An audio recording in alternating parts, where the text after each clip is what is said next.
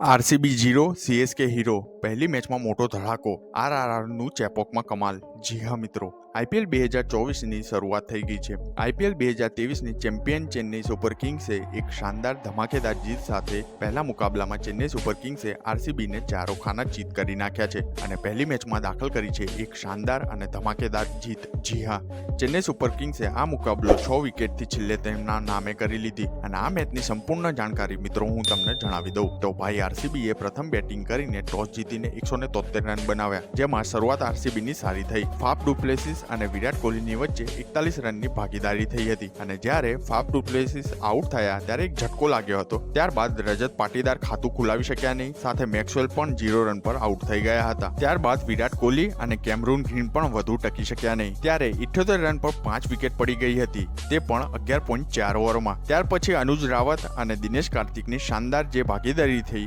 જેમાં અનુજ રાવતે 25 બોલમાં 48 રન બનાવ્યા, સાથે 4 ચોક્કા અને 3 છગ્ગા લગાવ્યા અને ત્યાં દિનેશ કાર્તિકે 26 બોલમાં 38 રન બનાવ્યા, જેમાં 3 ચોક્કા અને 2 છગ્ગા લગાવ્યા। આ બંનેના કારણે 173 રન પર જેમ તેમ પહોંચ્યા આરસીબીએ સારો એવો સ્કોર બનાવી લીધો। મુસ્તફિઝુર રહેમાને સૌથી શાનદાર બોલિંગ કરતા 4 ઓવરમાં 29 રન આપતા 4 વિકેટ લીધી અને ત્યાં હવે જવાબદારી હતી ચેન્નઈ સુપર કિંગ્સને, એ પણ 174 રન બનાવવાની, પણ તેમણે 174 નહીં 176 રન બનાવી લીધા। તેમની પણ શરૂઆત સારી એવી શાનદાર થઈ, જ્યાં કપ્તાન ઋતુરાજ ગાયકવાડે સારા એવા શોટ્સ મારતા 3 ચોક્કા માર્યા હતા। થોડા ધીરે રમ્યા પરંતુ શરૂઆત સારી થઈ હતી અને બીજી બાજુથી રચિન રવિન્દ્રએ મોટા શોટ્સ મારી રહ્યા હતા। એમ તો ઋતુરાજ ગાયકવાડ 15 બોલમાં 15 રન બનાવીને આઉટ થઈ ગયા હતા, પણ રચિન રવિન્દ્રએ 15 બોલમાં 37 રન બનાવ્યા, તે પણ 246ની વધુ સ્ટ્રાઇક રેટથી રચિન રવિન્દ્રના રન બનાવ્યા, સાથે અજિંક્ય રહાણેએ સાથ આપતા સારું એવું રમ્યા, 19 બોલમાં 27 રન બનાવ્યા, તેમણે 2 છગ્ગા લગાવ્યા। ત્યારબાદ જે પણ ચેન્નઈના બેટ્સમેન આવતા ગયા તે રન બનાવતા ગયા અને જોરદાર આરસીબીની ધુલાઈ કરતા ગયા। ડીરેલ મિચેલ 18 બોલમાં 22 રન બનાવ્યા અને ત્યારબાદ જે વિનિંગ જે જોડી રહી શિવમ દુબેની અને રવિન્દ્ર જાડેજાની, તો વાત કરીએ તો શિવમ દુબેએ ગયા વર્ષે સારું રમ્યા, T20માં પણ સારું રમ્યા અને તેમણે 28 બોલમાં 34 રન બનાવ્યા, સાથે 4 ચોક્કા અને 1 છગ્ગો લગાવ્યો અને નોટ આઉટ રહ્યા